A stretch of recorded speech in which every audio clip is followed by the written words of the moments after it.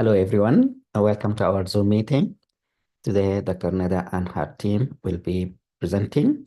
So when you are ready, Dr. Nada and your team, please go ahead. Sure. Thank you so much, Dr. Nada, for the introduction. Today we have the Yellow team meeting, and we're going to have 4 topics that we're going to present. So we're going to present something regarding the transition of care. This is going to be our first presentation with Dr. Reem Seif and Dr. Mohamed Salim. Unfortunately, Dr. Mohamed Salim has some emergency today, so he wouldn't be able to present, but Dr. Reem would be here to present today. Our second presentation is going to be regarding the EHR, EMR use and tutorials, and Dr. Rammah is going to be the presenter. And then we have the new guidelines regarding the mammography with Dr. Nusaiba Hassan. And then finally, we're going to have the funding opportunities, and this is going to be with Dr. Farjahan. Afterwards, we're going to have the project update. So we're going to start with our first presentation, which is going to be with Dr. Reem. Dr. Reem, are you here? Yes, hello. Hello, Dr. Nada. Hello, Dr. Nadir. Hello, Dr. Reem. Thank I've shared my screen. I'm gonna change it as we go, and let me know if you need anything. Okay, thank you. Thank you, Dr. Nadir, for this great opportunity, and thank you, Dr. Nada, for your support. My name is Dr. Reem Seif. I'm going to be presenting the transition of care for today. Okay, you can start. Yes, please go ahead. I'm gonna start with you. Okay. Okay. What is transition of care? Transition of care is an essential component for the patient-centered healthcare. It ensures a smooth experience and improve the outcomes of the care of the patients. It is the movement of the patient between the healthcare providers and between different settings and according to the level of care as their need changes.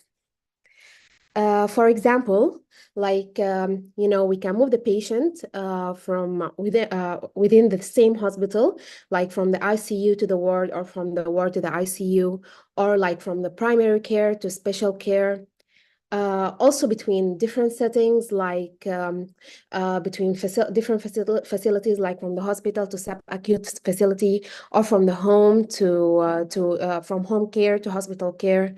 And it can even differ according to the health state of the patient. Like we can change the health care from curative care to palliative care according to the health state of the patient. Okay, next slide.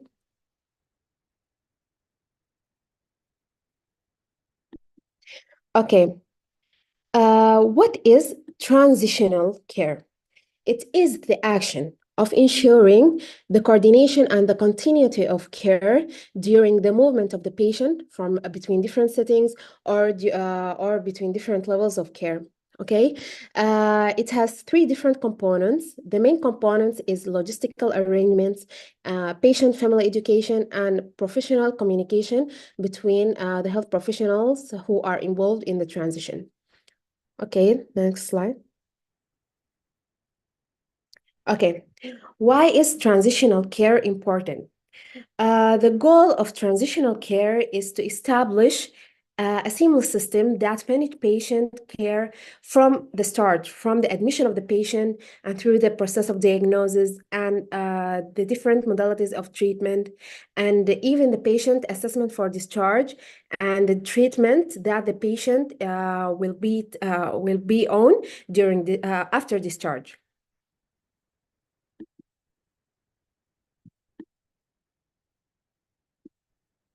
Okay, there are different elements of transition of care.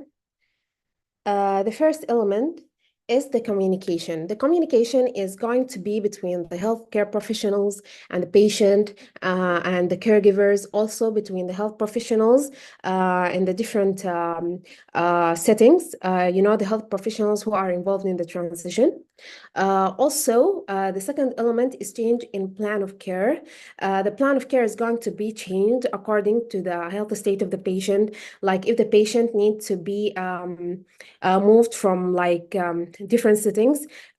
His plan of care is going to be changed according to his treatment. If another diagnostic modalities is needed, and if the patient is going to be moved like from other facility to other facility, the plan of care should be changed so the other health professionals in the other settings will be informed.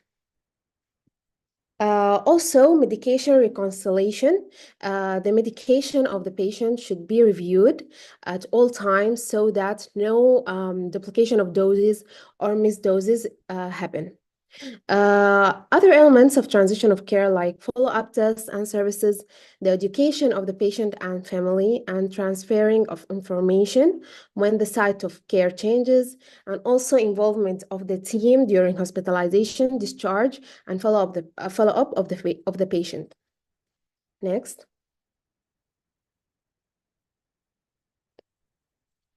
Okay. What happens if there is ineffective transition? Ineffective transitions lead to poor outcome in the form of severe adverse events that happen to the patient. It might even lead to death.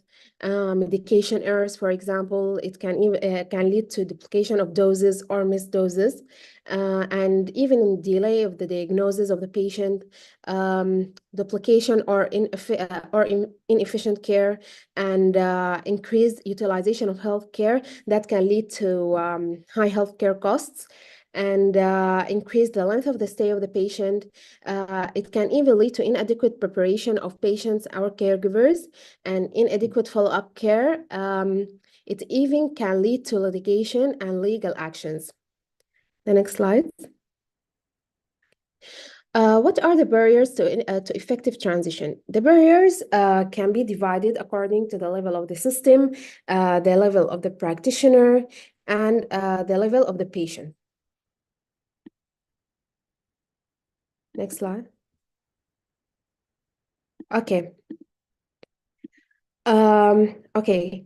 According to the level of the system, this can be like, for example, information silos, like reluctancy to share the information, and if the health facility lack information system, and also if the system lack formal relationships between the healthcare representatives, and incomplete discharge instructions. This, as I said, should be written in the plan of care of the patient so that the health professionals can be informed about the full plan. And also, if there is lack of financial initiatives in the health facility. The next slide. Okay, barriers on the level of the practitioner. Okay, for example, like lack of experience of the professionals, and shortage of staff like nurses and other members of the team, and the poor communication between the health professionals, as I said, the health professionals who are involved in the transition, and the lack of accountability. Next slide. The barriers on the level of the patient, this can be, for example, like if the patient lacks self-navigation, and if there is insufficient caregiver support. For example, older patients and their caregivers are often might be not well prepared or equipped to optimize the care they will receive in the next setting. Okay, next. Okay. During the transition, we have a sending team and we have a receiving team. Each one of those have their roles. We're going to talk about the roles of each team. Okay, the sending team should ensure the patient stability and provide a clear care plan, and should a clear care plan and orders, and have a good clinical summary that they prepare for the receiving team.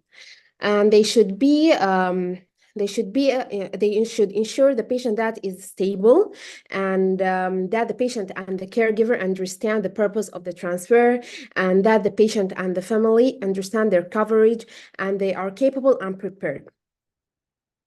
They should also ensure that the receiving team are well prepared. Next. Okay, the role of the receiving team, that they should review the care plan carefully. They should review the transfer forms, the clinical summary, and this should be done prior or upon the patient's arrival. They should incorporate the patient and the caregiver's goal and preferences into the plan. They should align it with the patient goal, and they should resolve any discrepancies regarding the care plan, the patient's status, or the patient's medication. Next. Okay. How to improve the transitional care. There are duties that the healthcare teams and the systems and the policymakers should do to improve the transitional care. First, the healthcare teams should prioritize bidirectional communication. They should include the patient and the caregiver in the planning of the management of the patient, and they should invest in the training of the healthcare professionals and all the team members who are involved in the transition in care coordination, so that they ensure a seamless and smooth transition of the patient. The healthcare systems should develop policies and initiatives to ensure the smooth care transition, and they should integrate technologies for better handoffs. The policymakers should support funding and quality improvement metrics for transitional care. Next slide. Okay. The National Transition of Care Coalition. This is an organization. It was first initiated to work to improve the transition via education, advocacy, and resource development. Next slide. Okay, this organization goals is to identify the issues and the barriers of the transition across the continuum of care. They work into evaluate the appropriate referral criteria between different levels of care. They also assess the available technology and the evidence-based guidelines and medication reconciliation and all of the adherence gaps. They also develop tools and guidelines and communication tools for the providers, for the patients.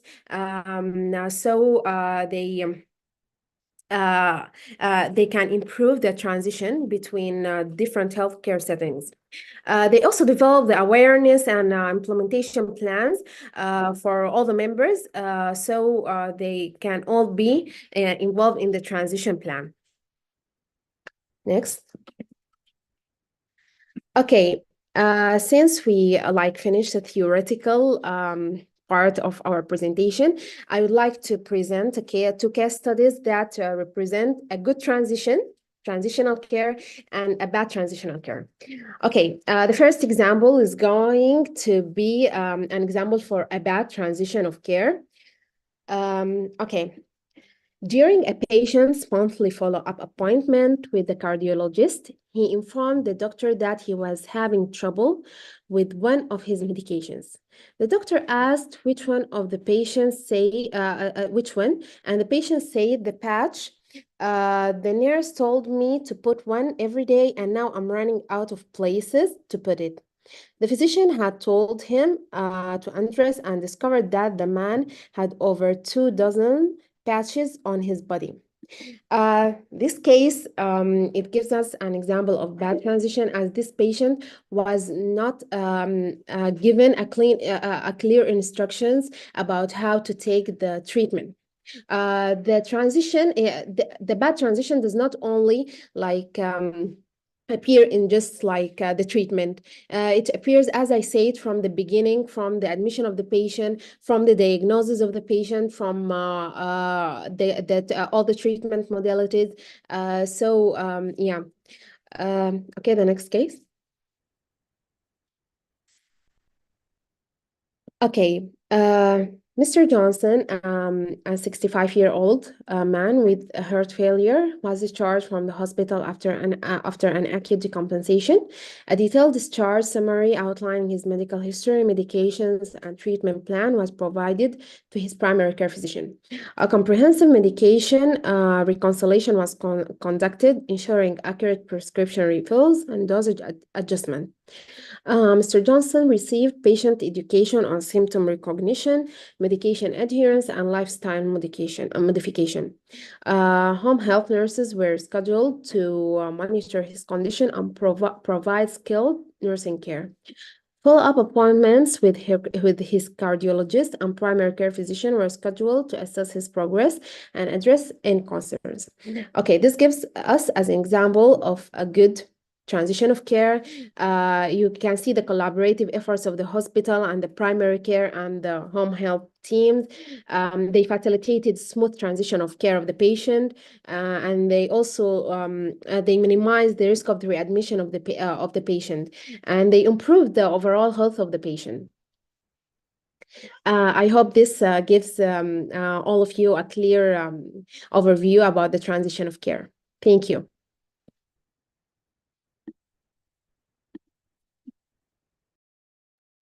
Thank you so much, Dr. Reem, for the amazing presentation. I feel like we understood more regarding the transition of care and why it's important for us as physicians. So now we're going to open the floor for anyone who has any questions to Dr. Reem. Please go ahead.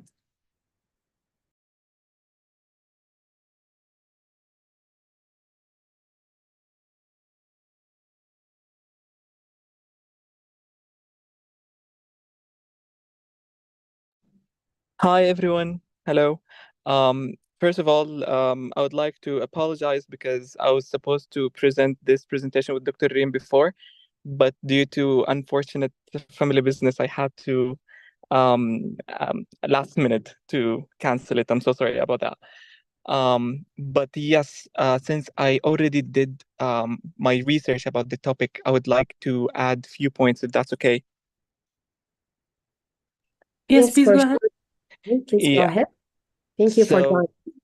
Yeah, so basically, something that I just wanted to add, there are now many like policies, or not policies, like frameworks that many hospitals can tailor and they can use when it comes to communication, especially like between doctors, like handovering and referral and things like that can be easily done with like a preformed list and checklist of things. That definitely can help when it comes to minimizing the miscommunication that can happen in this kind of situation, because oftentimes this situation can be, very chaotic. Yeah, especially like if you are referring a patient from the ER, it can be very chaotic if you have many patients.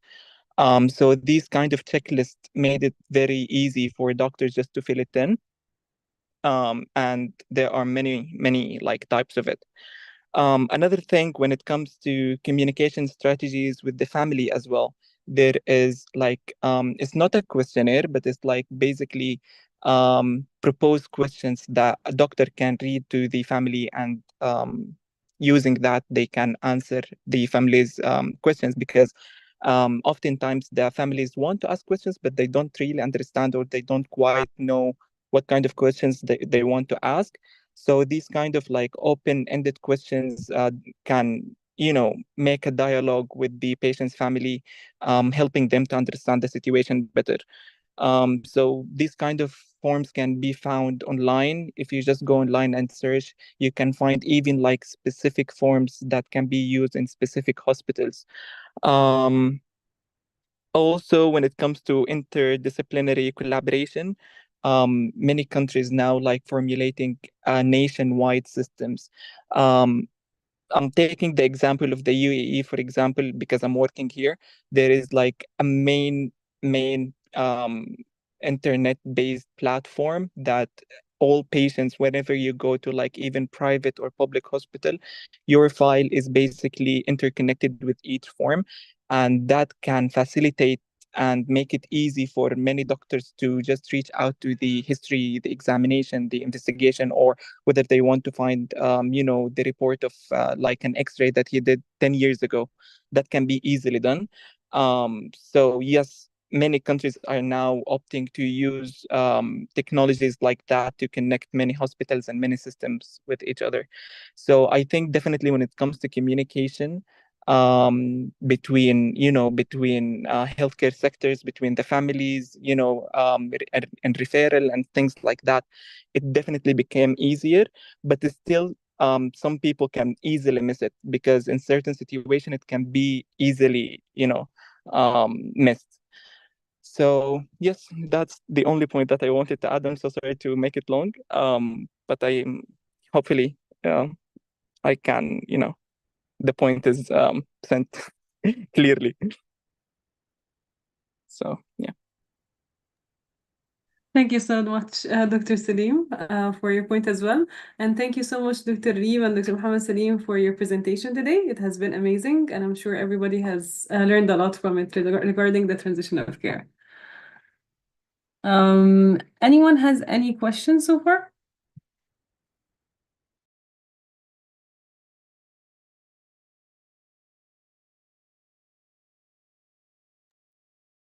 Okay, so if there is no other questions, I would like to thank you once again for the presentation and go ahead with the next one in our agenda today. The next presentation is with Dr. Rammah Salim, and this is regarding the EHR and EMR use and tutorials. So I'm gonna share my screen once again, and please, Dr. Rammah, if you're here, please let me know.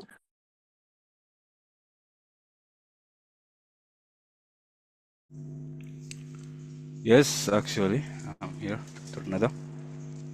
Okay, that's great. I'm gonna start now, and if you would like, please go ahead. Okay, hello, Dr. Nader, and thank you for this great opportunity.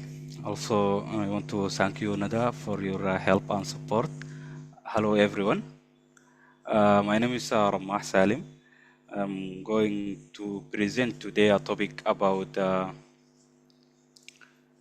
EMR and EHR, the electronic medical records, and also the electronic health records, and the difference between them. It is just about merely introduction about those electronic methods actually, and the different softwares of using them. So we can start by the introduction. The patient record system is actually a digital version of the clinical information regarding the patient. It's just like the paperwork transformed to digitalized form of actually recording the patient information. It involves collections and storing, manipulating, and using the available clinical information and data in delivering care to the patient.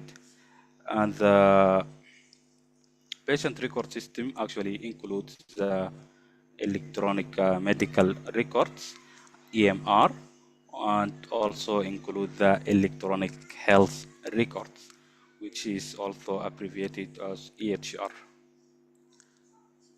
Next, please. So the objectives of the patient record system, it mainly functions to capture data at the point of care, and also the main function of this record system is to integrate data from multiple internal and external sources, and also finally it supports the caregiver, the decision-making abilities, so that the delivery of care is very easy and effective. So next slide. So we are going to define each of those two patient record system. Firstly, we are starting with the electronic medical records or the EMR. The EMR actually can be defined as a digital version of the patient's chart created in hospital and ambulatory environments. And it's actually also a digital version of the traditional paper-based medical records of a patient within a single facility, such as a doctor office or clinic. The AMR acts as a source of data for the electronic health records.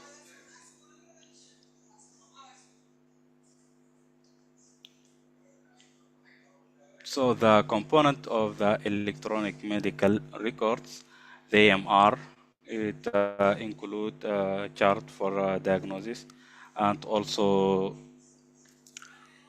treatment and medications and also the lab test, allergies, if the patient is allergic to medication or a specific kind of food, and also include notes from the physician, nurses, or other clinicians. Also, it contains flow sheets for vital signs, input and output charts, and also the problem or complaint list for daily patient follow-up. It actually also for surgical EMRs, it could include perioperative notes and discharge summaries for the other EMRs.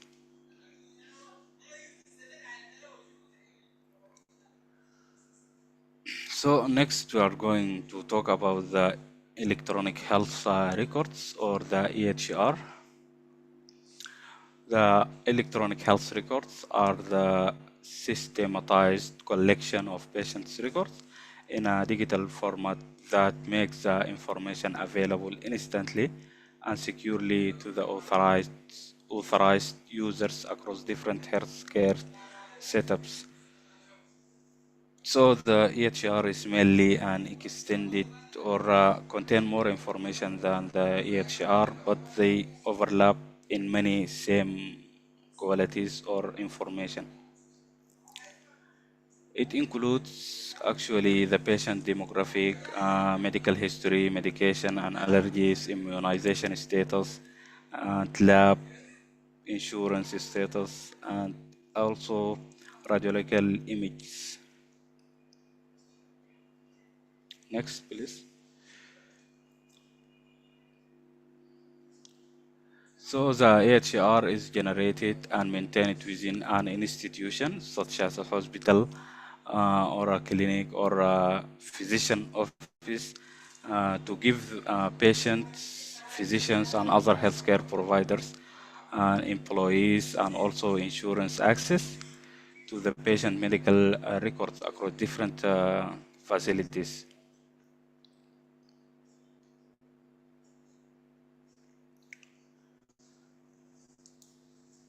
The component of a single EHR or a single electronic health record contains the patient registration ID as a part of demographic data for the patient, and also contains the radiological imaging like the X-ray, CT scan, and biochemistry laboratory investigations.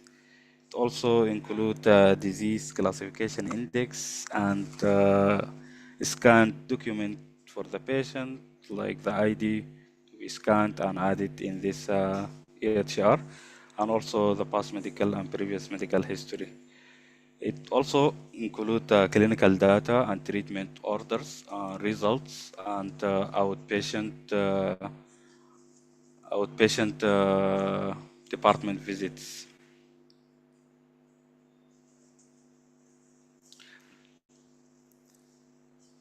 The role of interoperability in EHR.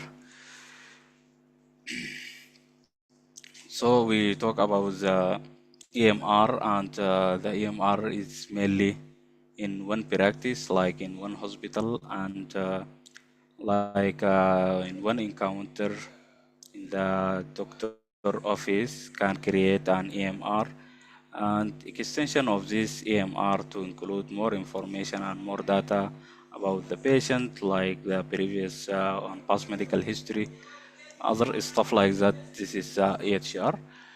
And the EHR, actually, there are many different softwares for those medical records like the EHR and EMR, and each of them utilize different properties, so that the EHR, in order to be more effective in transforming patient data and history between different facilities, there must be an interoperability property between those different systems of medical records.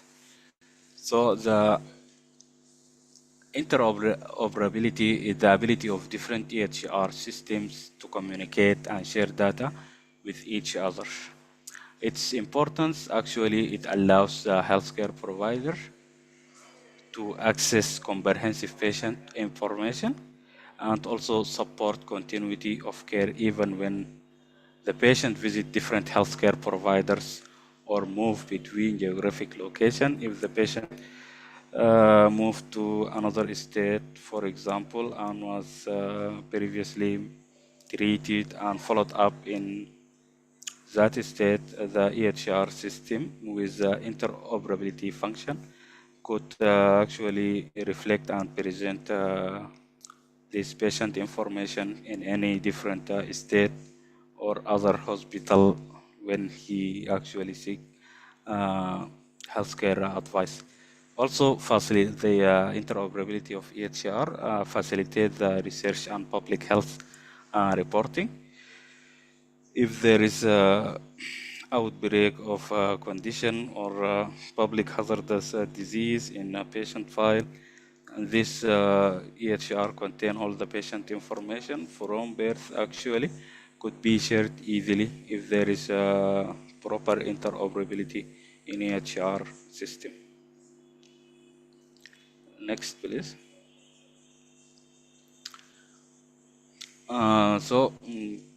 This slide is talk about benefits of EMR and EHR systems and the digital form of patient records. Actually, it very effective in improving the patient care. Like, for example, you can immediately get access to accurate and complete patient data at any time without searching severely like the previous record system or the paper record system. It also enhanced efficiency, like reduced paperwork, faster retrieval of information. The work would be very efficient in also retrieving the patient data or patient information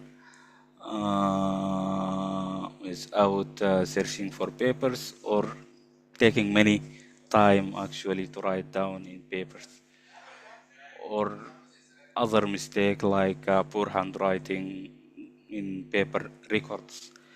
It also provide better coordination, for example, easier communication among providers, leading to more informed decision making. The communication actually will be through the EHR system between different healthcare provider regarding managing patient condition, like referring the patient, like diabetic patient. I want to refer him or her to an ophthalmologist. You just search and add the diagnosis of diabetes with ophthalmological complication, and also search and add the healthcare provider for this specialty, so that the notification will alert and appear on to that provider for this patient. Also, it is cost saving, like reduced duplication of tests and also procedures, and also it reduce the traveling cost because it provides telemedicine features. for patient to make an virtual appointments and follow-ups.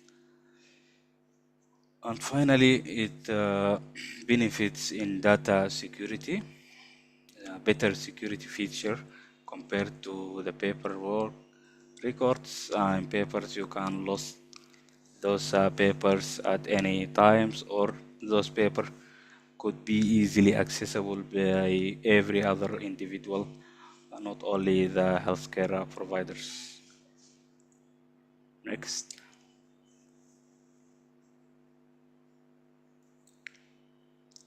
So here we are going to talk about the challenges facing the different facilities in implementing the EHR and EMR systems or the digital patient records.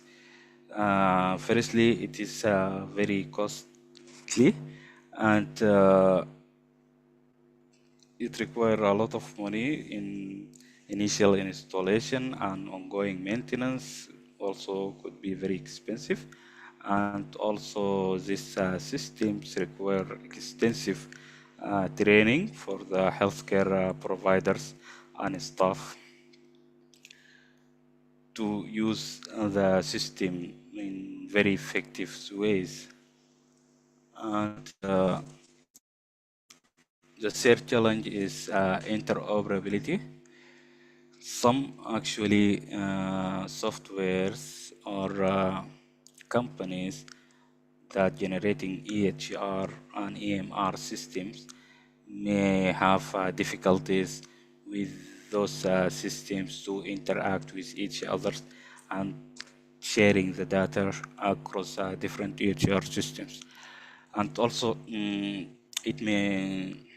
the fourth challenge could be data privacy, like ensuring the confidentiality and security of sensitive patient data. From this system, actually, many of companies generating those systems have to obey actually the federal and state standards in generating these softwares, and also to stick with HIPAA in ensuring patient confidentiality with good security of the data of patient sensitive information. The final challenge may face face implementing of this digital system is resistance to change. Some health care providers may prefer just working with the old method or the traditional way of recording in papers while not adopting these digital record systems.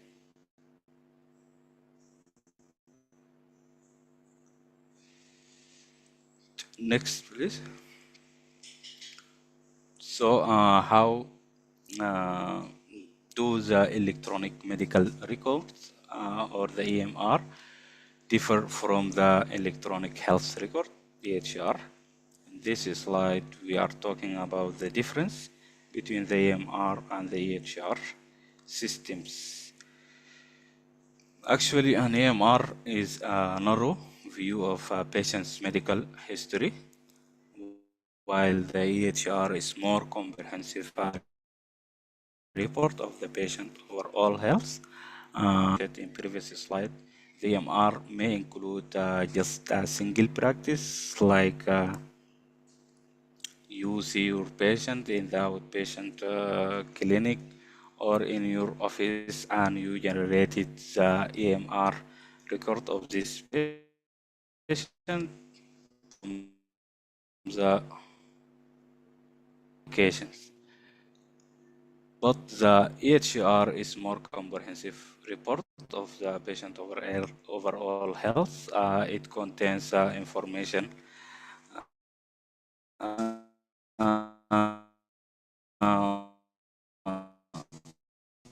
for all the medical history of the patient, not only since early ages of life, actually. And EMR is mainly used in diagnosis and treatment in a given healthcare setup, while the HR is an overall report regarding the patient health condition. And finally, EMR are not designed to be shared outside the individual practice, while the EHR are designed to be shared with different authorized healthcare providers and staff in more than one organization. So the major difference, as we said, they all may interfere in many ways. EMR and EHR look the same, and many softwares also contain both the EMR and EHR. But the main difference is that the EMR is for one hospital or one facility or one practice, while the EHR could contain all the patient information and could be shared easily with other healthcare facilities. The future of AMR and AHR, the medical, or there would be artificial intelligence and machine learning interventions, and this actually may potentially predictive analysis and also support the decision for the physician in making diagnosis and next plans in the patient management. And also in the future, or from now actually, telemedicine integration is being adopted with some of those systems. Like in the future, there could be a grow in this aspect actually of telemedicine to be integrated with the HR system for better remote monitoring for patients with chronic medical conditions. And also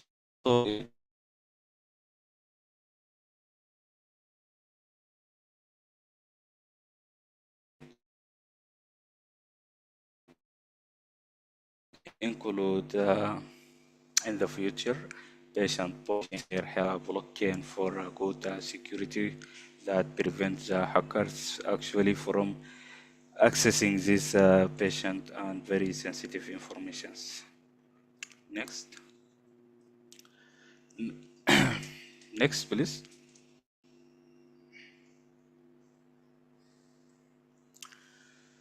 So the popular or actually widespread used EMR EHR systems. Firstly, we have the EPIC system, which is one of the largest and most widely used EMR and EHR system, and is actually used by large hospitals and health system and academic medical centers.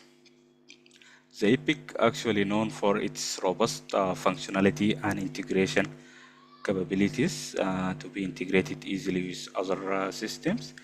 The key features of this EPIC actually comprehensive patient record, like centralized data that include medical history, lab result, medications, and appointment.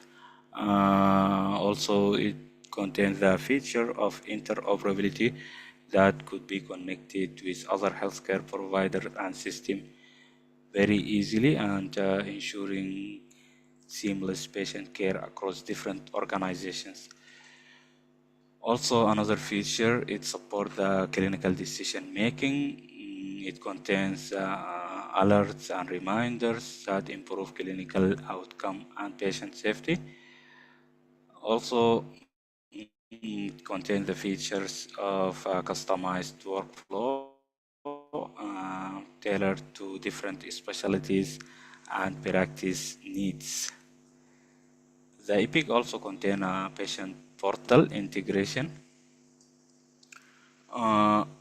This allows patients to access their healthcare records, request a prescription, or schedule appointments. Finally, one of the last features of EPIC also it contains telemedicine, which is support virtual visit through the Epic platform, integrating seamlessly with patient records. Next.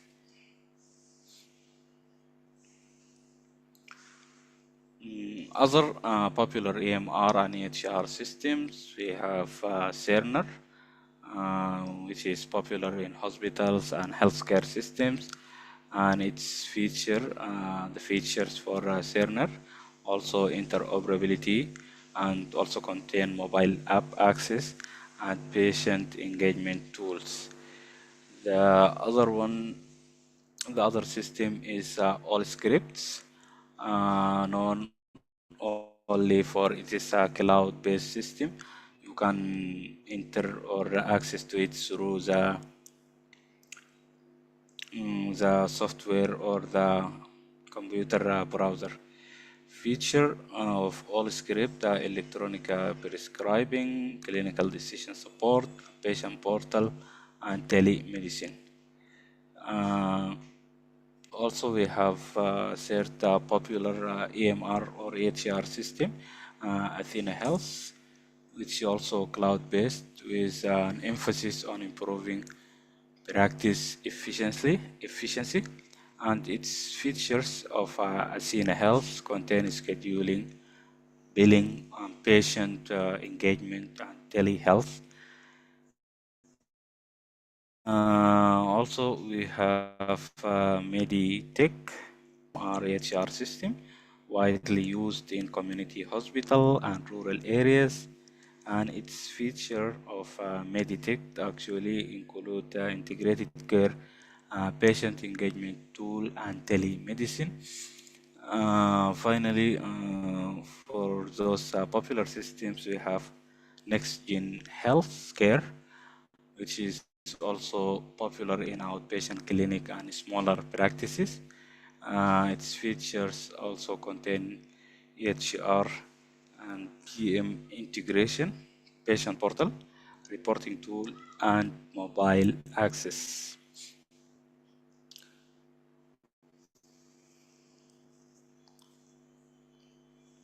So we have learned that there are different actually systems for electronic medical records and electronic health records, and according to the facility or the hospital, and also the financial status of a specific actually facility, they may different in which kind of health of EMR or EHR to be adopted, but all of them actually share same features of recording the patient notes, and the different may be in interoperability of those systems. So all of them you can access only physicians or healthcare providers or patient if each of them have a different actually access portal. For healthcare providers, they can access through web access. Most EMR have a web-based portal accessible via any browser, providing login securely to view and update patient records. And also the healthcare providers can access through mobile apps, which providers can access to the patient from those mobile apps, and can monitor and manage the patient from a different location.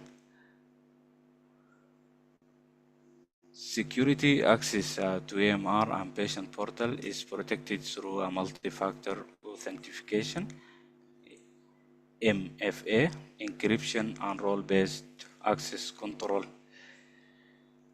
The access to those sites is very secure, and actually it contains many encryption and authentication in order to access them. For patient, the patient also have web access. Patient can log in to their portal via healthcare providers' websites, and also patient can download mobile applications so that they can access their records and make appointments and also communicate with their providers. Verification: patient may need to verify their identity before accessing certain features, creating account or login through the ID. Next.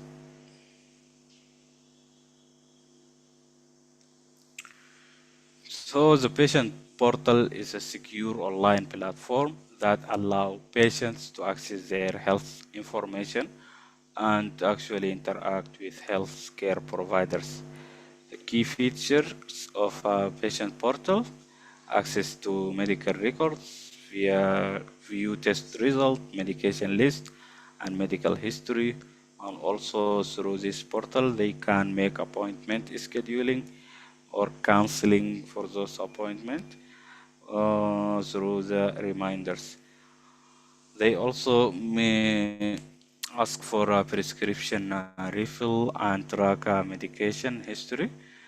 And they can also communicate with healthcare providers through secure message for non-urgent question or concern. It also provides health education about their conditions and guidelines for management. Patient portal also contains telehealth integration for attending virtual consultation and appointment with their providers. Next.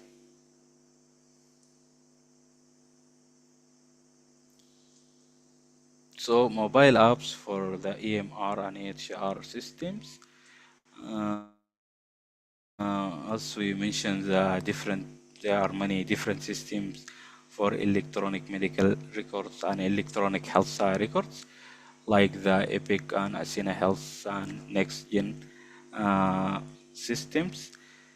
Many of those systems actually developed a mobile application so that the patient or the healthcare provider can access to those systems, or the provider can access to the patient record through his mobile or tablet actually. So the mobile access to EMR, many systems now offer mobile application for both healthcare providers and patients. For healthcare providers, Epic actually have Haiku and Kantu applications. Haiku for smartphone and Kantu for tablets. Those applications allow healthcare providers to access patient data, view lab results, and manage patient care from distance actually. And features include medication management, scheduling appointment, clinical notes, and orders. The other system, which is Cerner, also contains an application called Power Chart, which is a mobile app that provides access to patient data, orders, and clinical tools. It includes capabilities for virtual visits and mobile alerts for time-sensitive information. Athena Health, which is also system for EMR EHR. Athena Health also developed a mobile app that enable provider to manage appointment and document visits and track patient progress using mobile devices. For patient, Epic actually developed MyChart, uh, the most widely used patient portal actually. MyChart allow patient to access their medical records, request refill, book appointments, and message and chat with their providers. Available as a mobile app for both Android and iOS is MyChart, and Cerner Patient Portal offer access to medical records, appointment scheduling. This also application for the system of Cerner. This provide the patient with the same access to their medical records. The third system that developed medical apps is NextGen. Developed NextGen patient portal application, uh, so that the patient can view the results and communicate with their healthcare providers, make scheduling appointments, and etc. So the benefits of mobile access to AMR and portals, many benefits actually through these mobile applications. For healthcare providers, access patient records anywhere, anytime, improving responsiveness and patient care, and ability to manage appointments, document visits, and check lab results remotely. Stay updated with notifications and alerts related to patient care. For patient, it offers actually 24 hours per week access to healthcare records and other healthcare resources. More convenient appointment scheduling, as we said, and also request to prescribe refilling for their medications, and also offer communication with the patient and healthcare providers. Next.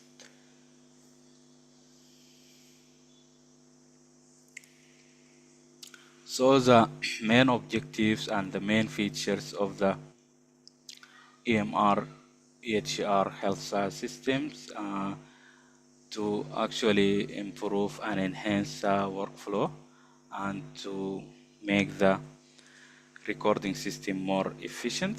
And here in this picture, these systems actually can make it easier for patients or for a provider to schedule appointments.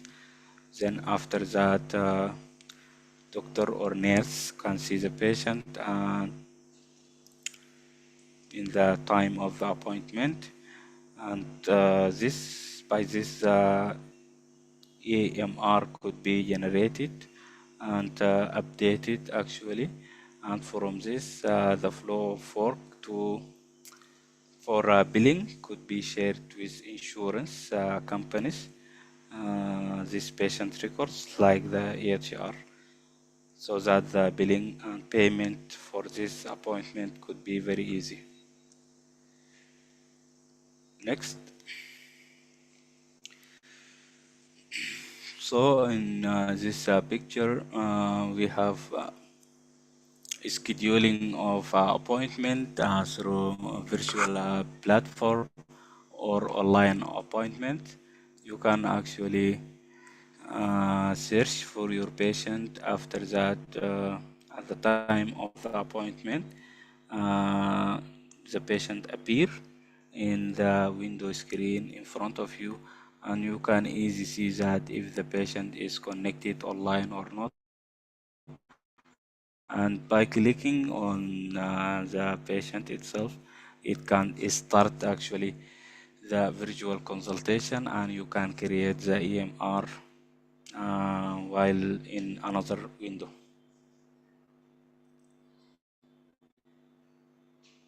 Next. Also in referral to other specialties, uh, you can find it easily by just tapping or clicking on this cross feature in the upper screen to add a new diagnosis to the specialty you are want to refer the patient. And after that, like this, for example, diabetes with ophthalmological complication, you can type down and search uh, providers for ophthalmology and create a note and send it to that provider so that can schedule appointment for the patient. Next. So the different AMR, HR for different specialties. We talk about different systems like Asena Health and Epic and other systems used by different facilities.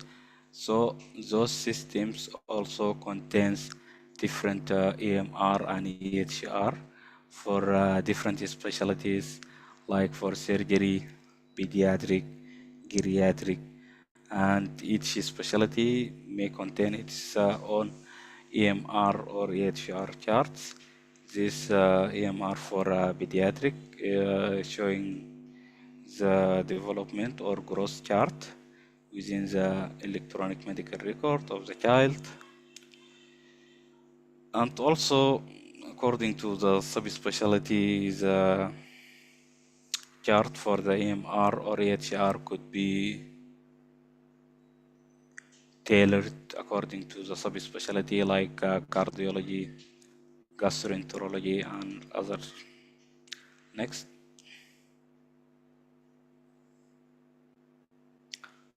This is also for pediatric EMR or EHR.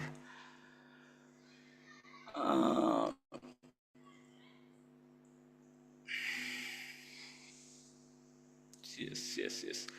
And by this, actually, we reach to the end of our presentation about AMR and EHR systems. It actually contains many systems, but as we mentioned that the widely spread and currently used by many facilities, the EPIC system, and each system actually contains the EMR, both the EMR and EHR features, and also we discussed that the difference between the EMR and EHR is mainly that the EHR is could be shared with different facilities and also contain all the patient information collected from different healthcare facilities, while the EMR is only contain the patient information from one hospital, for example. So, in general, it makes the work for the healthcare providers very easy and also provide you with many suggestions while you are recording the patient history or patient examinations. Even the pain management could be scored and calculated very easily through this system. But in order to properly learn how to use those electronic medical records and electronic health records, I here attach references. Highly suggest for you to go through these links. Reference first one, ZMR demos.glide apps.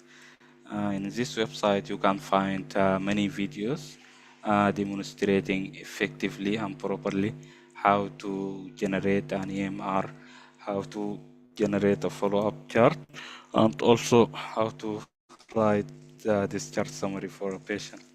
And thank you for your time.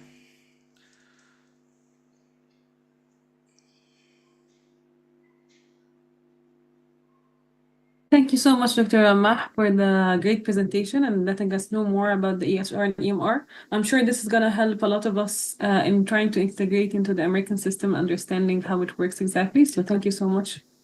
Now we're going to open the floor for anyone who has any questions. Please go ahead and ask Dr. Rammah.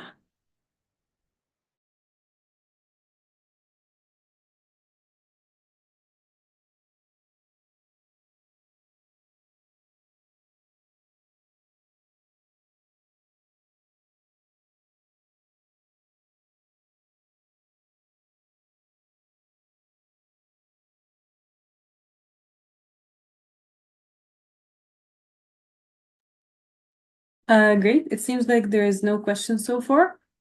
So if there is no questions and no comments, we can go ahead and start on our next presentation, our third presentation today, which is gonna be with Dr. Nusaiba Hassan.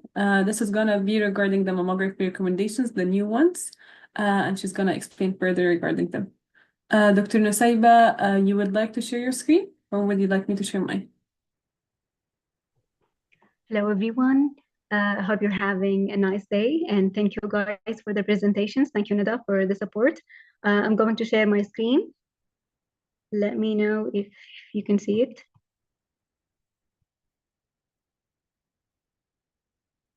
Okay. Yes, we can. All right.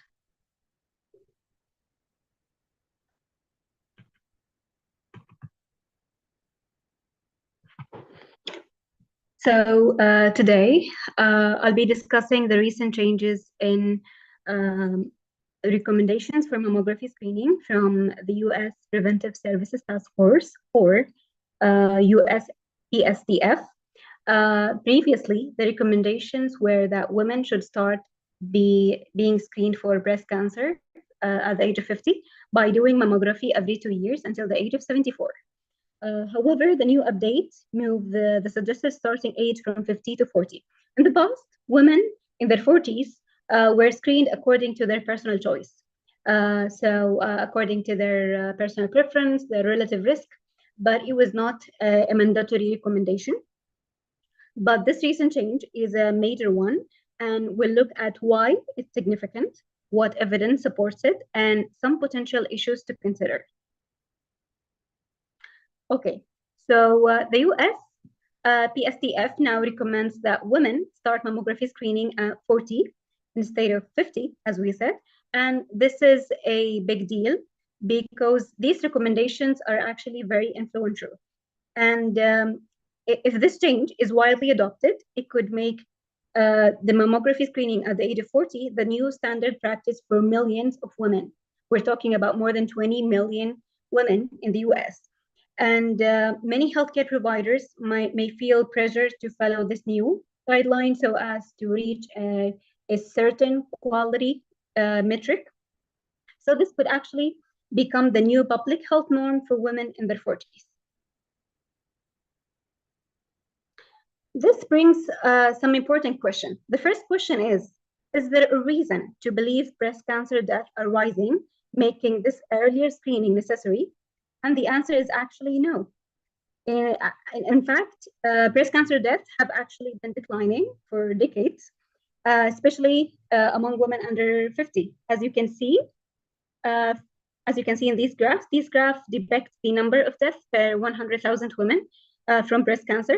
As you can see, from the 1990s, the deaths have been declining, both among women above 50 and in women in their 40s. And if you notice, actually, the decline in women in their 40s is more prominent than women above the age of 50. So there is actually no increase in mortality that demands this shift in the screening guideline. Another thing is that these trends are observed in other high-income countries other than the US, for example, in Denmark and the UK. And it's important to note that Denmark and the UK, both the screening of women under 50 is very rare, and also in Switzerland. And it's important also to note that in Switzerland, the screening of women in all age group is rare. And still, we can see the decline in breast cancer death. And that tells us that this decline in death is actually due to improved treatment rather than due to improved screening. The second question is, do we have any new evidence that show us that screening at the age of 40 has more benefit to women than at the age of 50? And again, the answer to that is no, because no new trials show any significant benefit of screening in women in their 40s. And actually, some trials that were conducted show that the impact of this screening recommendation on reducing death in this age group is very limited. So if there is no data to show at the benefit of this new recommendation, how did the US Preventive Task Force arrive at this new guideline?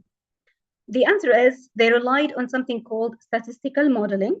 They use these statistical models to predict something based on assumptions, based on some data that they put on. although these statistical model may look precise, the reliability depends so much on the assumptions and the data in which they were fed. These models predict that the new guideline will lead to 25% reduction in breast cancer death compared to earlier screening guideline. And actually, this number is overly optimistic in practice.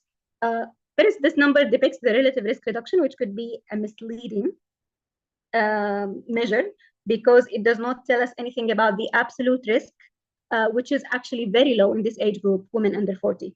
Another thing is that these models are actually, as I said, very sensitive to the assumptions, and they do not accurately depict real life outcomes. For example, in the past, these models were used to predict that the use of hormone replacement therapy could actually extend the life expectancy in postmenopausal women, which of course turned out to be very wrong. So we need to be careful in relying about the assumptions of these statistical models. Now let's look at the real numbers in real life, using data from meta-analysis to some clinical trials and to see the impact of screening at the age of 40. For women in their 40s, we can see that starting screening earlier would reduce the chance of dying from breast cancer from about 0.3% to 0.2%. So the absolute risk reduction is actually 0.1%, and that means one less death per 1,000 women screened for 10 years. So that means, in other words, among every 1,000 women who did not undergo screening for breast cancer, the chance of dying from breast cancer is actually 99.7%. If they undergo breast cancer screening, this chance, the chance of surviving, goes from 99.7 to 99.8. It's a very small number, so the benefit is actually very low, unlike what the statistical models tell us. Another number we need to look at is the harms or the downside of the early screening. For example, the data says that 36% of women will get at least one false alarm. And that means the screening will suggest that there might be cancer and they will need further testing and they will go through unnecessary anxiety and possibly out-of-pocket costs. And later on, they will discover that these are actually false alarms. In addition, about 6.6% will need to undergo a biopsy, which is an invasive procedure and might not have been necessary at all. And about 0.2% will actually be overdiagnosed and mistakenly treated for cancer that otherwise wouldn't have been harmful to them at all. Let's look at this table that summarizes the actual data of women in their 40s if they undergo mammography and if they do not undergo mammography. So death from any cause in women in their 40s if they do not undergo mammography is 3.1%, and that means 31 deaths per 1,000 women. It's a small number. This is death from any cause. However, if they undergo screening every 2 years, this number goes to about 30 to 31 deaths per 1,000 women. As we said, it's one less death in every 1,000 women. If we look at death from breast cancer, if they do not undergo mammography, the chance is 3 deaths per 1,000 women. However, if they undergo screening, the death is 2 per 1,000 women. Again, very small number. Now let's look at the harms. The chance of being exposed to a false alarm is actually 357 women per every 1,000 women undergoing screening. And among every 1,000 women undergoing screening, 66 will be exposed to unnecessary biopsy, 2 will be exposed to overdiagnosis and mistakenly will be treated for cancer. So, do these small benefits outweigh the potential harms? This is the key question that we need to ask. As we can see, a very small number of women might benefit from this new recommendation of screening, but a much larger number will experience the harms, anxiety, unnecessary testing, and possibly unnecessary treatment. And this means that the balance between the benefit and the harm is very close, and it depends on the personal values and the priorities of women. So screening for women in their 40s should actually be a personal choice, just like it was in the past. And it should be decided based on their personal values, based on their relative risk, and should not be a public health recommendation at all. If we leave it that way, some women may feel that the peace of mind is worth it, and other women might not want to be exposed to the potential harms and stress and extra procedures.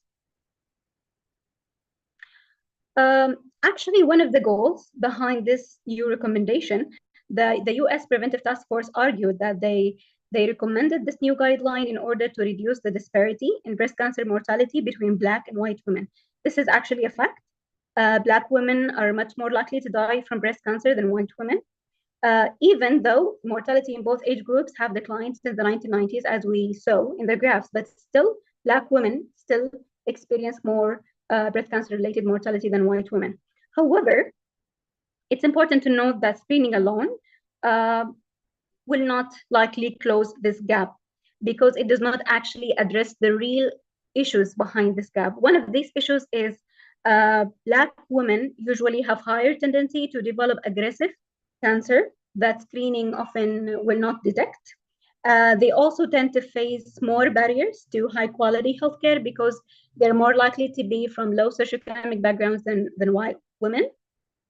So to really reduce the disparities between Black and white women, it might be more effective to improve access to high quality treatment, access to follow-up, access to healthcare services, rather than just lowering the age of screening. So to sum things up, if breast cancer deaths were increasing, or if we had strong new evidence from trials that suggests that screening at the age of 40 significantly reduced mortality, maybe recommendation would make sense, but neither of these things are true.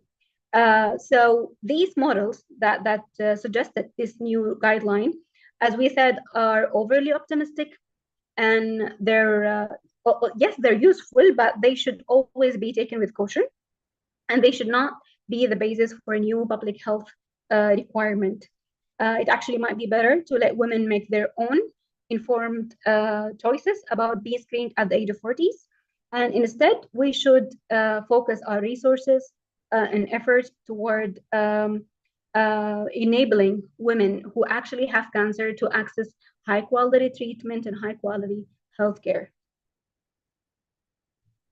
To wrap things up, we said that the new US Preventive Task Force recommendations suggest starting the mammography screening at the age of 40 instead of 50, based on statistical models that predict relative risk reduction about 25%, which turned out to be an overestimated number.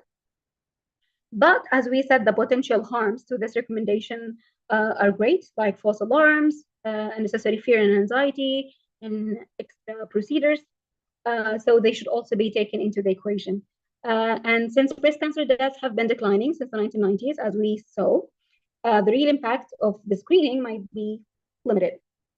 So ultimately, our decision to implement this new recommendation should probably be left to women according to their personal values and according to their relative risk and family history and so on, rather than to be a national guideline. In the meantime, we should improve access to quality treatment for everyone, especially for those who face barriers to healthcare, like Black women. That's it. Thank you, everyone. And it's important to know that this presentation was taken from an article published in the New England Journal of Medicine last year. Thank you, everyone.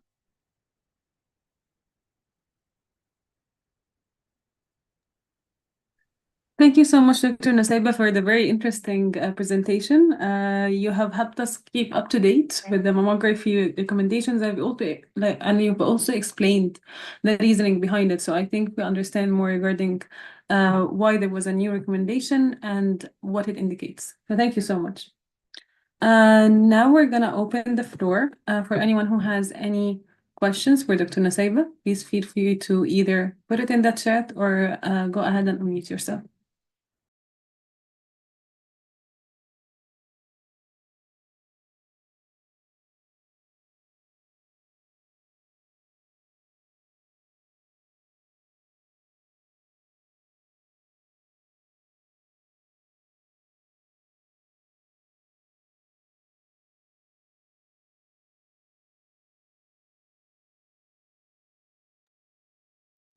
If there are no questions regarding Dr. Nusaiba's presentation, we could go ahead and start with the last presentation we have today, which would be with Dr. Farjahan regarding funding opportunities. Dr. Farjahan, if you want to share your screen, please go ahead. And if you want me to, please let me know. Hi, everybody. Thank you so much for this opportunity, Dr. Nader and Dr. Nada. Thank you so much.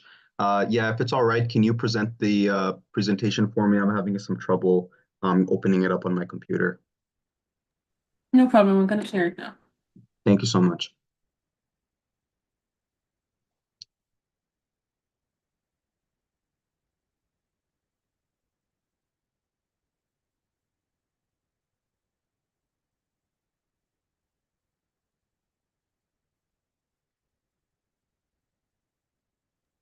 Can you see my All screen? right.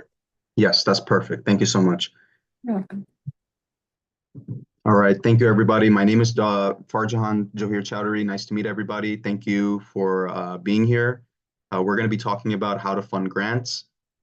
So the next slide, please. Thank you. So the first thing I wanted to kind of talk about is just to give a general summary of what grants are in the first place, and then what are the steps to writing a grant, and how you can find funding opportunities for the grants. Next slide, please. So grants are financial awards given by governments, foundations, corporations, or other organizations to fund specific projects, initiatives, or activities. Unlike loans, grants do not need to be repaid, making them an attractive source for funding. However, grants often come with specific requirements regarding how the money is used, and recipients must demonstrate that they have fulfilled these requirements after receiving the funds. Next slide, please.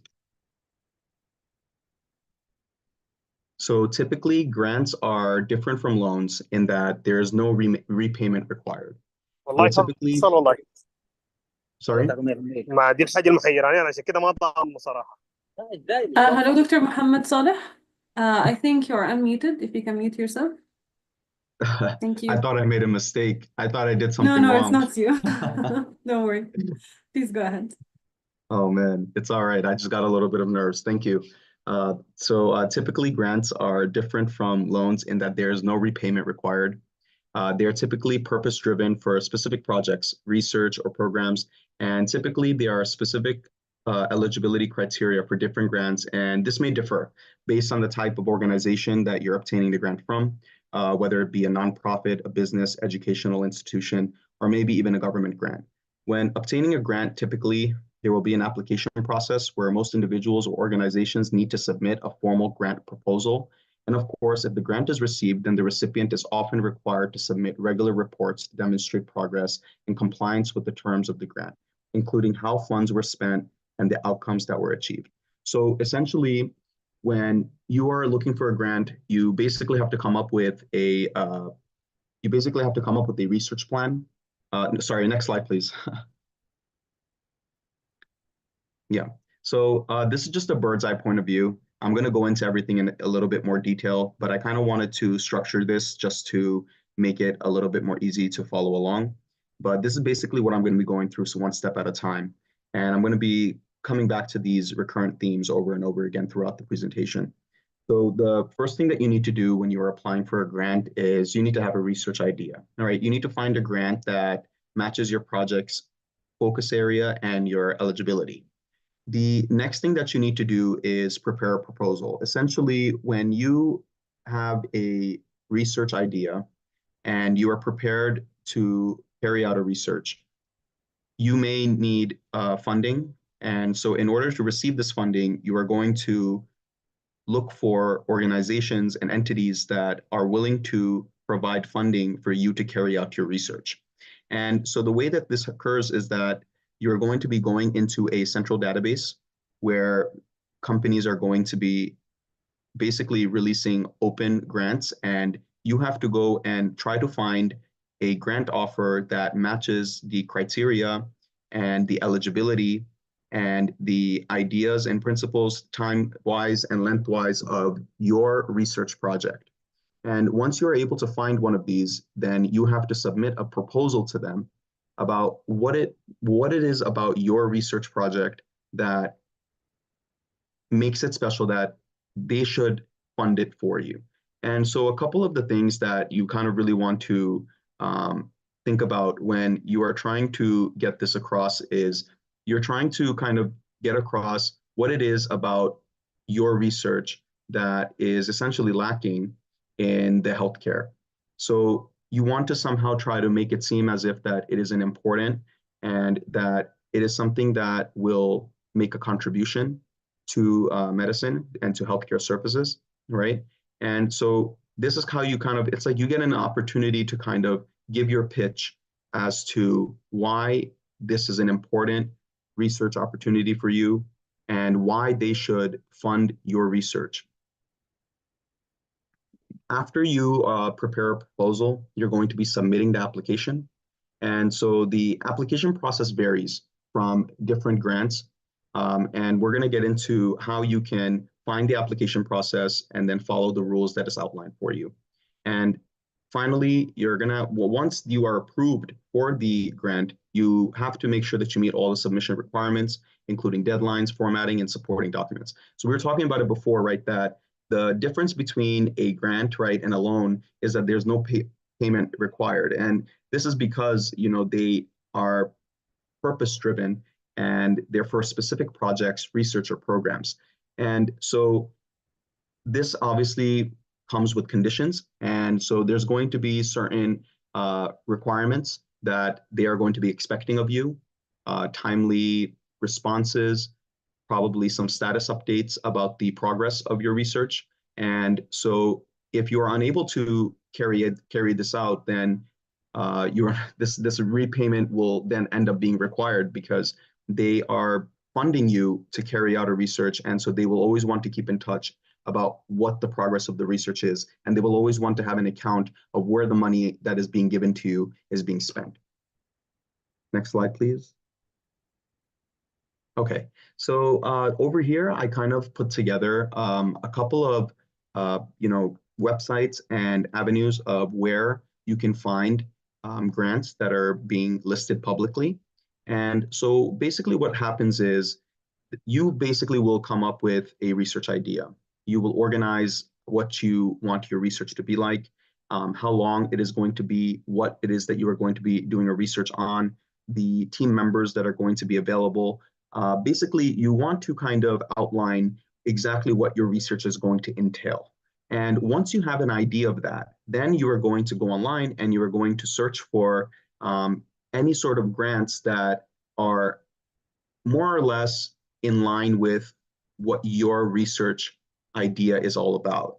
And if you're able to find this commonality, then you can submit a proposal to this entity to receive funding to carry out your research. And so over here, I put a couple of them down, obviously the NIH, CDC, the VA, these are some of the, the major ones, depending on, what type of research that you're trying to do. Obviously, if it's going to be something on infectious disease, CDC would be your way to go. If it's going to be, if you could go on to the next slide, please. Thank you. So yeah, and then sometimes, if you're unable to find, a grant that kind of fits the criteria of what you're looking for, there are private foundations as well that you can go to. Specifically, private foundations are there's always going to be private foundations for, diseases like cancer, diabetes, and mental health. And so depending on, what it is that your research is kind of centered around, you can kind of find a grant based on what that topic is really on. Sometimes, you can even go to corporations and pharmaceutical companies. Sometimes you can go to nonprofit organizations, and you can also just go to academic institutions and research centers as well. So you have a lot of different avenues to kind of search for the grants. And so ultimately, when you do find a grant that does fall in line with your research project, then you will identify the grant. And then on the next slides, I'm kind of going to just run you through how you can find the grant and then what the step-by-step process would kind of be in submitting a proposal and how you would then become accepted and continue to have conversation and contact with the entity that is providing the funding. Please.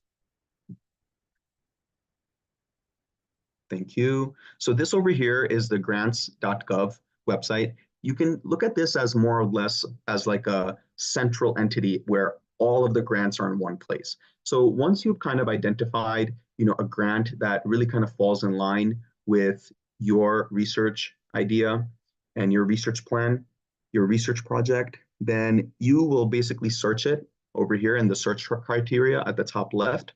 And there's a couple of things about the grants. So grants, some of them, you have to meet a certain eligibility requirement in order to become able to be receiving the funding from a specific entity. Sometimes, as you can see, next slide, please. Yeah, so over here on the left-hand side, you can see that there is certain eligibility requirements. So for example, like, there's some grants that only will give funding to nonprofits. There's some of them that will only do it for private institutions, some that will only do it for, state governments. So it depends on the eligibility. So sometimes, you may have to toggle these switches on and off to see what criteria fits perfectly for you. And similarly, again, you also can do it by category. Obviously, I think for our interest over here, it's mostly going to be for health, right? So that one is fine. And then agencies as well, because there are certain entities that provide funding that will for certain agency affiliations and they won't for other ones. So these are just a couple of things to keep in mind because you may find something that completely falls in line with your research project, but for whatever reason, the funding, you may not be eligible for the funding.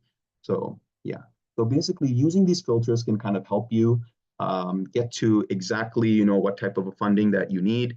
And so just for the sake of example over here, as you guys can see over here, I basically wrote down health promotion and disease prevention over here.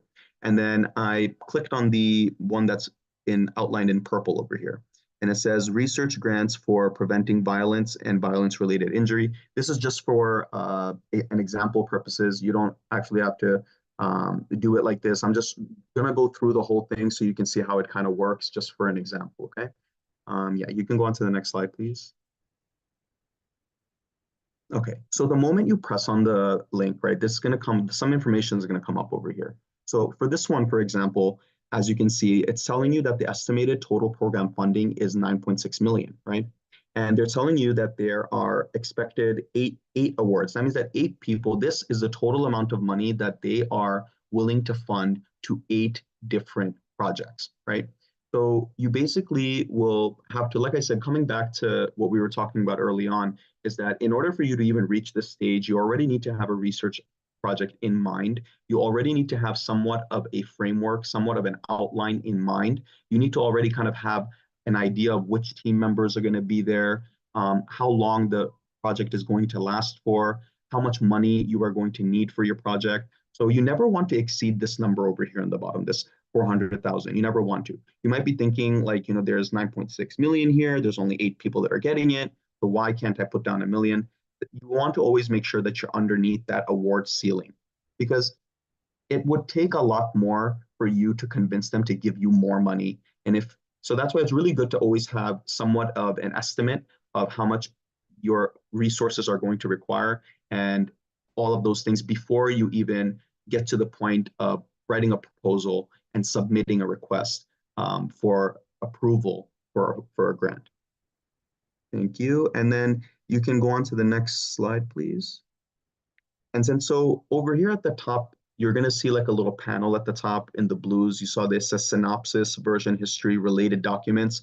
Once you see that everything is kind of falling in line, you're going to press on this related documents. And then these documents that are popping up right over here, this is basically everything that you're going to need to know in order for you to be able to write a proposal. So you can press on that first one, right over there underneath the related documents. And basically what this does is that by clicking on these documents, it will help you understand what requirements are and to help you guide you when writing your proposal. It can also show you what the eligibility instructions are, so it can help you decide if this is right, if this is the right grant for you. So for example, maybe you're gonna find something that you think is great, you press on it, and once you are kind of going through all of the requirements and the eligibility requirements that they're talking about, maybe some of the restrictions that they have, maybe some of the other nuances that you didn't catch on to early on, and you're realizing that, hey, maybe this won't really work for me, or so vice versa. So that's why it's really important to kind of make sure you read these documents really, really well and make sure that it aligns with the research project that you have in mind. Otherwise, like I said, you are essentially kind of signing a contract with these people for them to offer you a grant, and then you have to abide by the contract from that point on. So you want to also make sure that it's feasible and that it's possible and that it aligns with your interests and your plan as far as your research goes with you and your team. All right, thank you. You can go on to the next slide, please. All right, perfect. And so once you basically have all of that down, when you press on the package over here on the last tab on the panel, right? Over here is where all of your required documents come up. So for each and every different grant, they're going to have different documents that they may want from you, different things that they may want for you to sign up or show proof of. Sometimes, it can be, some grants will require a certain expertise level. They will want every single person that's working on the team to have a certain level of experience. And so you may have to show proof for that. Some grants may want, for you to be under a, academic institution. So they may want to see a letter that is verifying that. So these are just examples. Every single grant is going to have different requirements. And so then you are going to basically, if you press on each one of these links, it's going to pull out a form and you are going to fill them out. And then you're going to upload them into a central portal where there can be a communication between you and the organization that is funding you the grant. And so then they can communicate with you and let you know if there's anything else you need to add, and vice versa, basically letting you know, like, hey, we've accepted your proposal, we're going to give you the funding, or hey, sorry, we did not. So yeah, you can go on to the next slide, please. And so this part over here, from this point onwards, I wasn't able to continue with the example that I was showing up until now because I don't have a grants.gov account. So for these next slides, I kind of found these pictures online and I just put them here for the purpose of completing the explanation of how you would go about doing this process.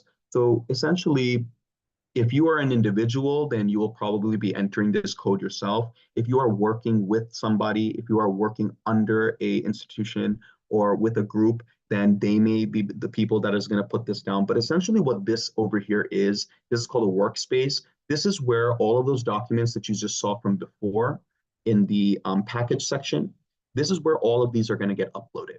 And once these get uploaded, the system is going to communicate with you and let you know that, hey, this was accepted or this was not, this was good or this was not.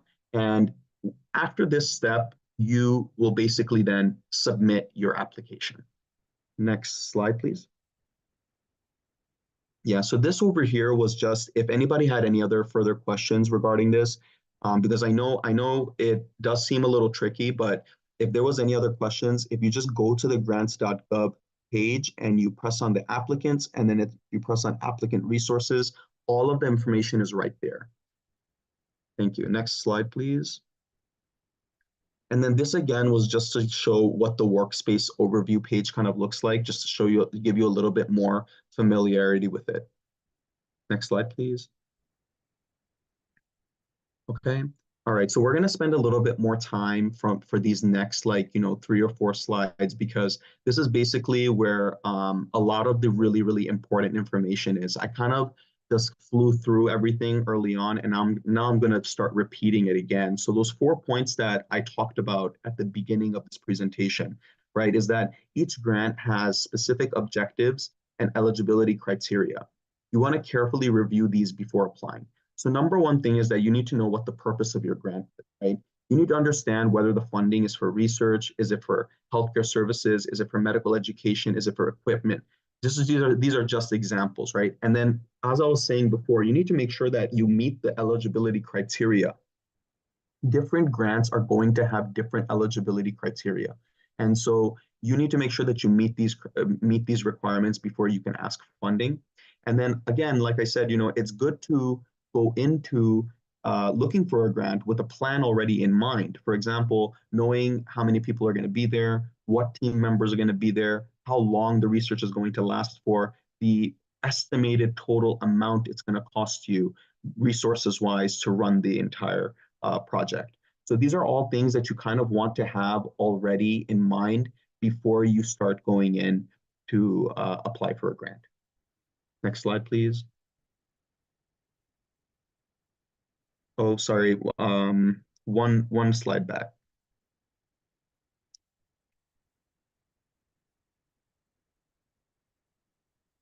Would you like to start with this one or the other one? I wanted to do with the preparing a strong grant proposal. Okay. Yes, there we go. Sorry about that. Thank you. You're welcome. All right, so this over here is the most important part of your grant. When you are trying to apply for a grant, you're essentially selling a pitch to an organization that is going to be funding you for a project. And so you want to start off by giving them, a short and sweet summary that is going to basically tell them what your project is about, what is the problem that you're going to be addressing, what is the solution that you're going to be proposing, and the expected impact that your research is going to have. And so you need to have like a lead statement of sorts, right, that explains the medical issue, why it is significant, right? And as I was talking about before, the gap in current healthcare solutions. So you want to try to get the point across to them that this is something that is lacking, and here I am, I'm going to fill this void. And you want to use evidence to support the need for your project, right? And so the way you do this is by, having it very well organized, clearly having the objectives of your project laid out, the research or your program methodology, and then, like I said, the timeline and the milestones of when what is going to be happening, so they can also expect progress over time. And then, like I said, it's good to have a budget in mind. An evaluation plan is always ideal because that kind of lets them know, what type of outcomes they should be expecting. And then sustainability, right? If it's applicable, meaning that you need to explain how the project's impact will continue after the grant period ends, or how you plan to secure future funding. So sometimes certain grants, you are just obtaining a grant for one stage of your research, and you may need to obtain further grants down the line. And so if you are creating a research of this nature, you do need to express that and explain that to the organization that is going to be funding you, because there wouldn't be any point in them funding you if it's going to end at a stage before it's fully complete. Okay. And then finally, like I was saying, sometimes they want to know about the personnel, the information on the team, right, or the researchers involved, including their qualifications and roles in the project.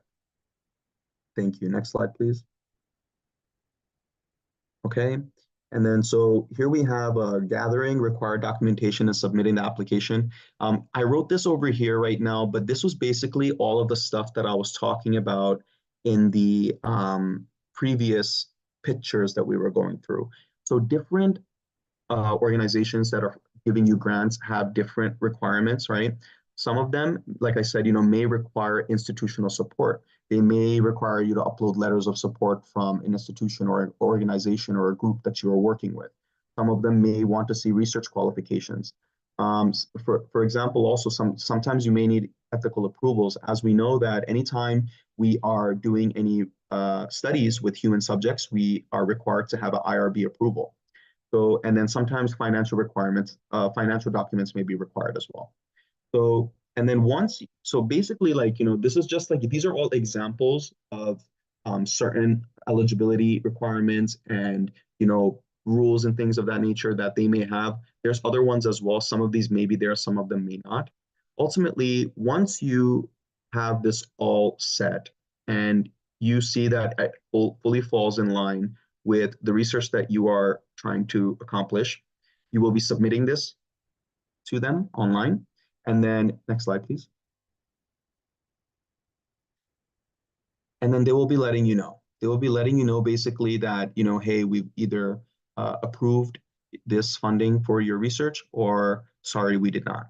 And so a good rule of thumb really is to try to make sure that, you are staying in touch. Try to make sure that you are prompt in your responses, because if they are trying to offer you a grant and you're not responding swiftly enough, they may offer the grant to somebody else. So you want to make sure that you are staying up to date and in constant communication with them. And in the event where they do actually end up approving your grant, there is a contract, obviously, that you will be signing with the entity. And so they will want to see continuous progress. They will want to hear updates from you. And they will want to know at the end of the entire thing, they will want to know where the money was spent and for what. Thank you. Next slide, please. Yeah. So here we go. And then, so if awarded the grant, it's crucial to manage the funds according to the approved budget and project plan. Keep accurate financial records and adhere to any reporting requirements set by the funding agency.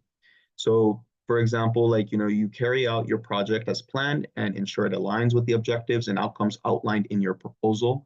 You really kind of want to, that's why the proposal is so important, because you really kind of want to make sure that you get everything across so they know what they're expecting from you and you know what you're expecting from them. And then you want to submit progress reports and final financial statements as required by the grant provider. So, next slide, please. Here we go. And so this is just like a final, like tips for writing winning proposals. You want to kind of, if this is your first time trying to apply for a grant, you can collaborate or speak with somebody that has already received an approval for grants before. So maybe they can give you any information or any advice regarding how you can do the same.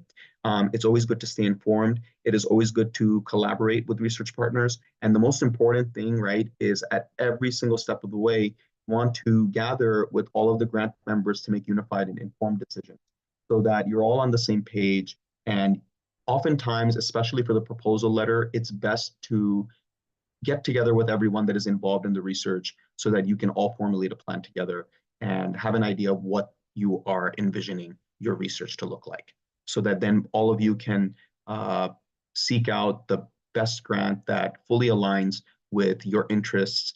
And yeah, thank you. Yep, next, thank you. All right, that's everything. Thank you, Thank you everybody. so I much. appreciate it.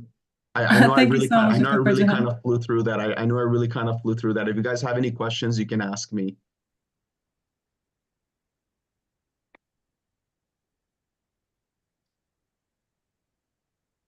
Yeah, thank you so much, Dr. Farjahan, for the presentation. It was really informative, and you kind of took us like step by step about how to find the appropriate grant for our projects and how to apply to it. So I found it like really informative. So thank you so much. If anyone has any questions, please feel free to ask. Thank you. I appreciate it. Thank you so much.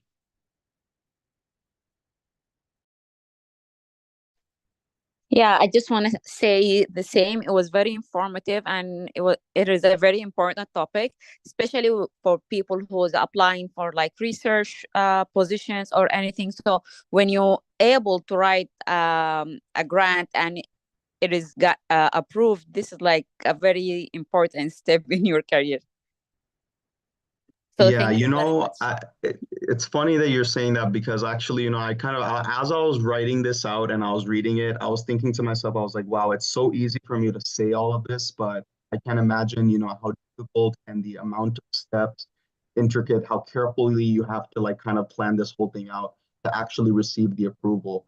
And yeah, you were right. Exactly. Yeah, I know I was working as a research trainee like for a year, and when I see people were talking about, oh, did you write the grant? And the supervisor like asked like some people, specific people, to write the grant, and then I was thinking that that was maybe something big, or I didn't have any like idea before how important like writing the grant and getting approved part of the research. Yeah, no, I made it sound very easy while I was just Yes, like yes. reading it out over here. No, this takes a great deal of work. It takes a great deal of work, and yeah, like it's nothing compared to like the way that I just kind of said it. I just very, very nonchalantly was like, yeah, you just have to do this and do that and make sure Exactly. this It is was very perfect. And interesting and informative. Thank you. thank you so much. Thank you so much for your comments. I really appreciate it. Thank you. Any other questions?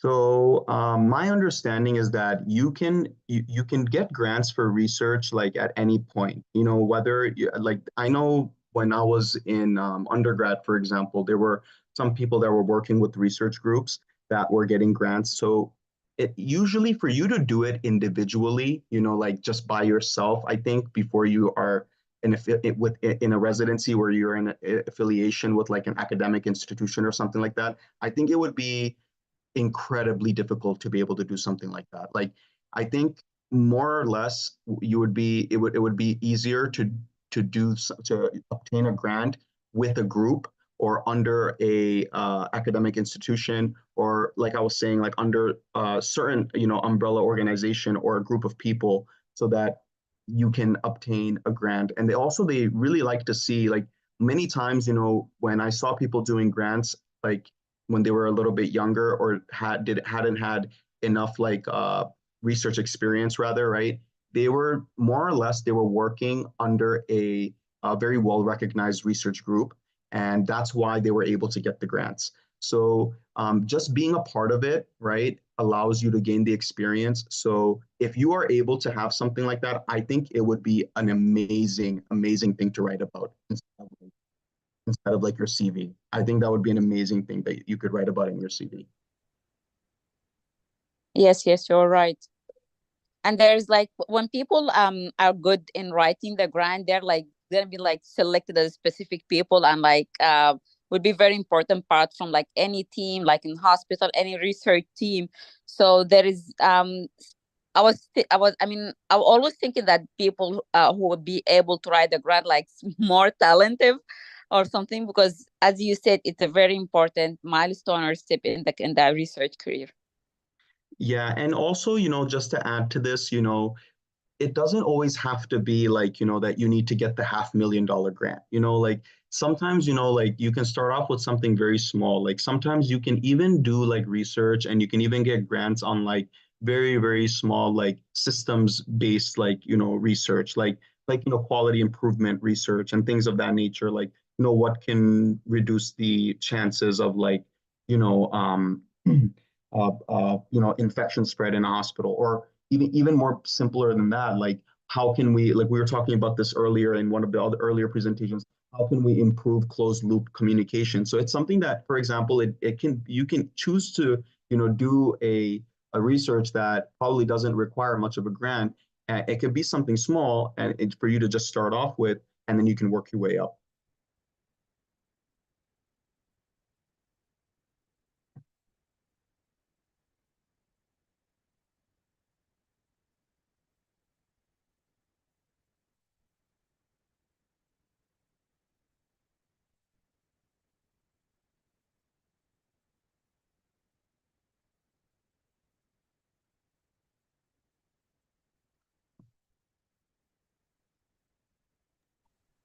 Thank you so much, Dr. Farjahan, for all of this information. I'm sure it's gonna be very helpful for us, like in our research career.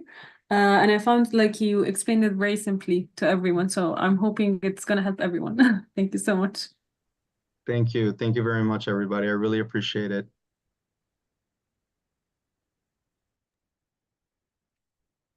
Do you have any comments, Dr. Nader, that you would like to share?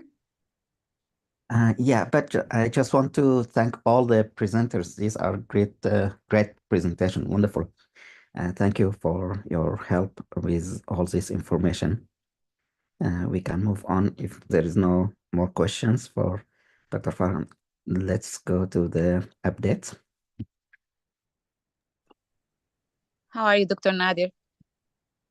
Hello, Dr. Samahir, go ahead.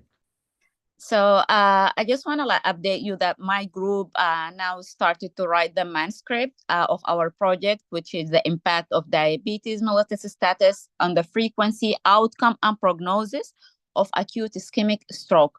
So it's going to be like insights from retrospective cohort study in Qatar, because most of my the guys in my group, they're working in Hamad Hospital, and they collected like very important data set from 2019 to 2024, and now it's doing the biostatistic stuff. So yeah, we start writing it.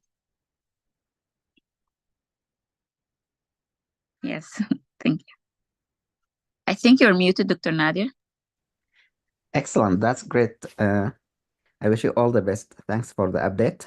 Thank you.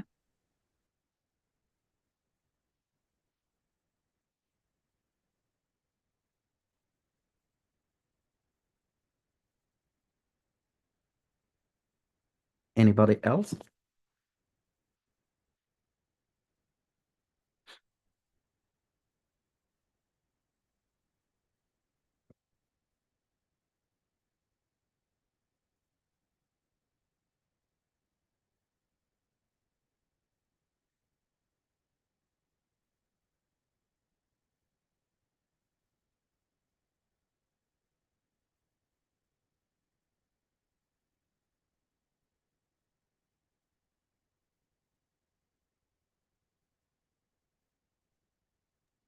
Hi, Dr. Nader. Yes. I just I wanted to update you as well that the education exhibit I worked with the Emory University radiology residents have been accepted for the ARRS 2025, or American, like it's a whole name, American Raw Antigen Ray Society. And we have submitted it, and we're working currently on the manuscript. So thank you so much for your support. Oh, welcome. Yeah, congratulations. That's also great, wonderful work. So thanks for the update. Thank you so much. Thanks. I'm gonna share with you that also we have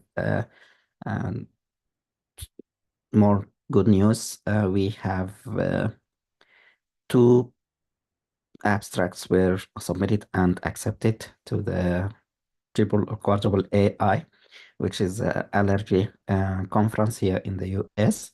One of them is unmasking the role of food elimination. You can read about that. And the other one also with Dr. Haifa and her group that was accepted also in the same conference. So congratulations to the teams that are working on these 2 projects. I wish you all the best. Before we end the meeting, do you have any other questions, ideas, comments?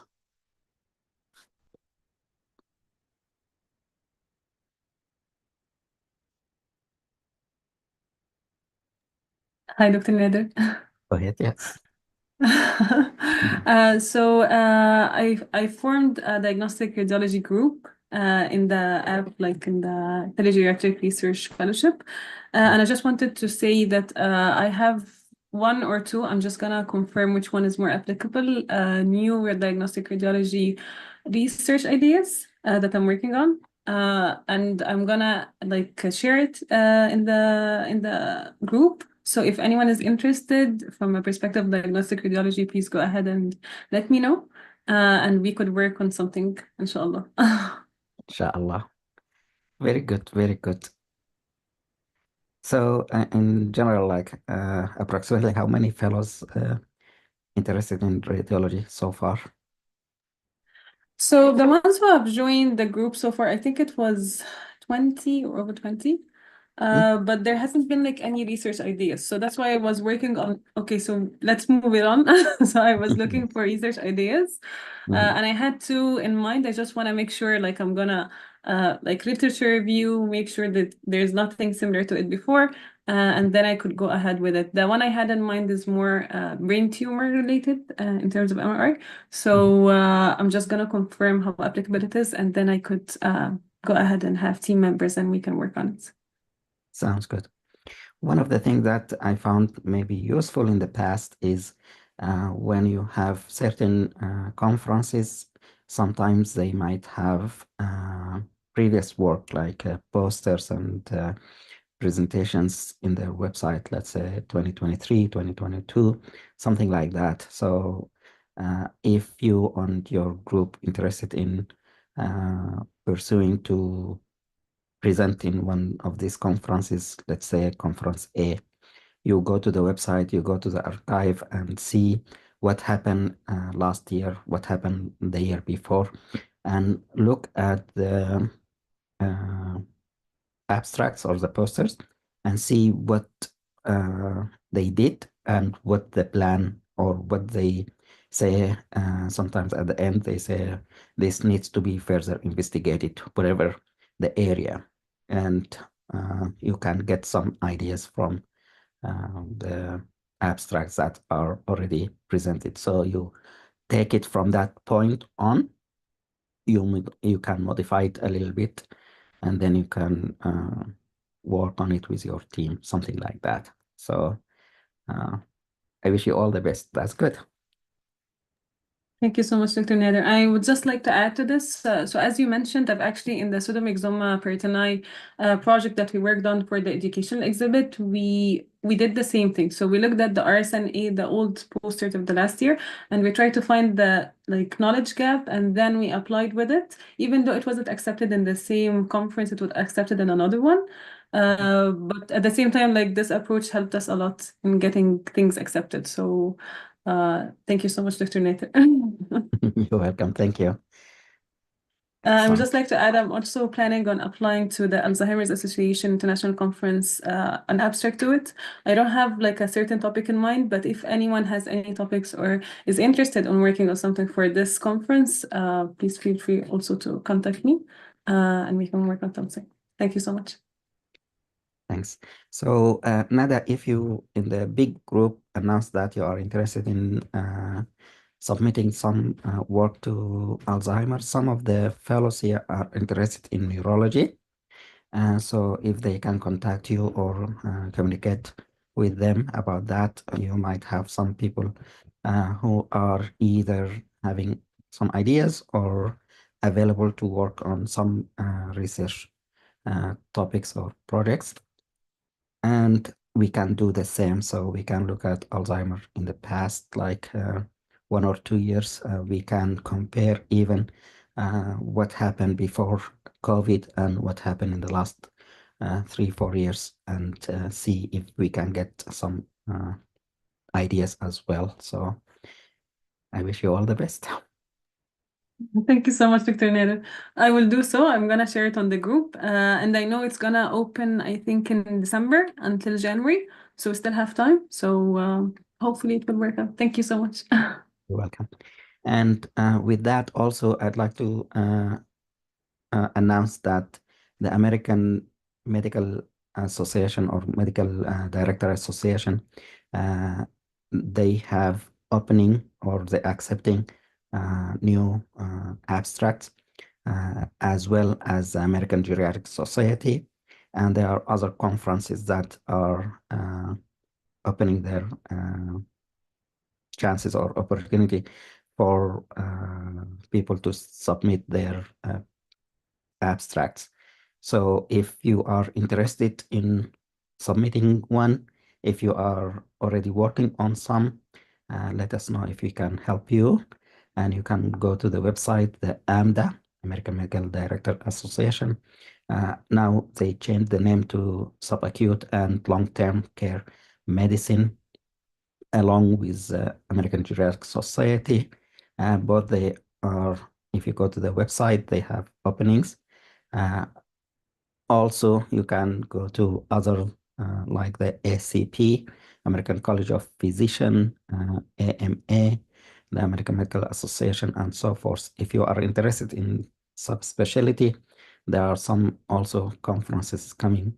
So most of them will be accepting or opening for new proposals or abstracts submission. So I wish you all the best. So